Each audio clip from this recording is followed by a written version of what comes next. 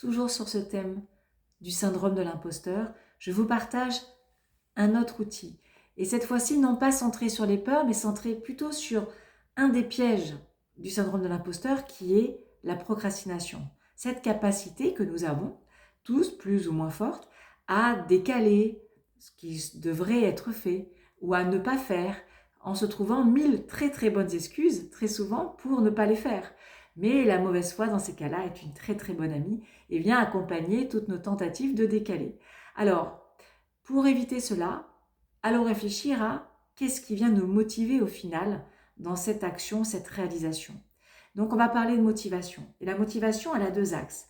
La motivation, ce qu'on appelle intrinsèque, c'est-à-dire qu'est-ce qui, en soi, en faisant cette action, en la réalisant, est motivant. Et ça vient de l'intérieur, c'est-à-dire un sentiment d'accomplissement, de fierté, d'apprentissage, sentiment de se dire j'ai réussi à dépasser, faire, je me suis prouvé, j'ai grandi, je me suis développé, ça va me permettre de... Donc tout ce qui vient vraiment en soi vous donner de l'énergie et comme un carburant qui viendrait de l'intérieur.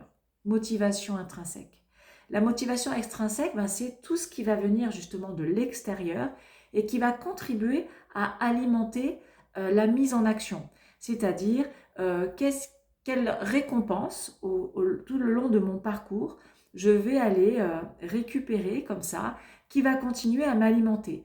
Parce que je vais recevoir le compliment d'un tel, parce que je vais recevoir une prime en faisant ça, parce que je vais être citée dans telle newsletter parce que j'ai été l'employé du mois, j'ai n'importe quoi, parce que j'en sais rien moi, parce que je vais recevoir je sais pas, une promotion, une évolution dans mon poste, parce que je vais être reconnue, parce que mon statut va changer. Voilà, tout ce qui vient nourrir de l'extérieur le fait de continuer à se mettre en action. Et nous avons besoin des deux, de l'intrinsèque qui vient de nous et qui est très puissant parce que c'est un moteur qui dépend que de nous, et de l'extérieur, l'extrinsèque qui vient aussi nourrir cela. Donc déjà, posez-vous la question, si je décide de lutter contre ma procrastination parce que je me dis que je ne suis pas à l'auteur, que j'y arriverai pas, etc., ok, qu'est-ce qui va me motiver dans le fait d'arriver à faire cette tâche en gommant les petites voix parce qu'on a vu, on a travaillé nos peurs juste avant, et là, qu'est-ce qui pourrait me motiver à le faire, qu'est-ce que ça va me rapporter pour moi, et aussi de manière, on va dire, un peu plus pragmatique et tangible venant de l'extérieur. Et aussi, l'autre question que l'on peut se poser, c'est comment je pourrais m'y prendre pour que ce soit harmonieux, à mon rythme. Très souvent, quand nous voulons atteindre quelque chose, nous avons l'impression qu'il faut le faire très vite et tout de suite et très fort.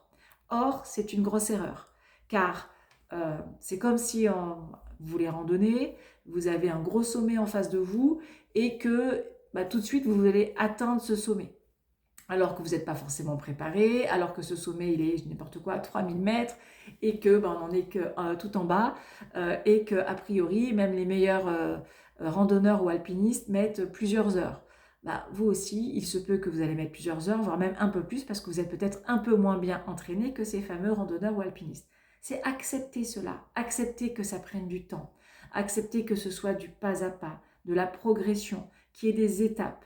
Parce que si vous ne faites pas ça, vous risquez tout simplement de vous décourager dès le départ et donc de jeter l'éponge avant même d'avoir démarré la tâche en disant mais en fait je ne vais même pas essayer parce que c'est peine perdue, parce que vous voyez tout de suite le gros objectif à viser.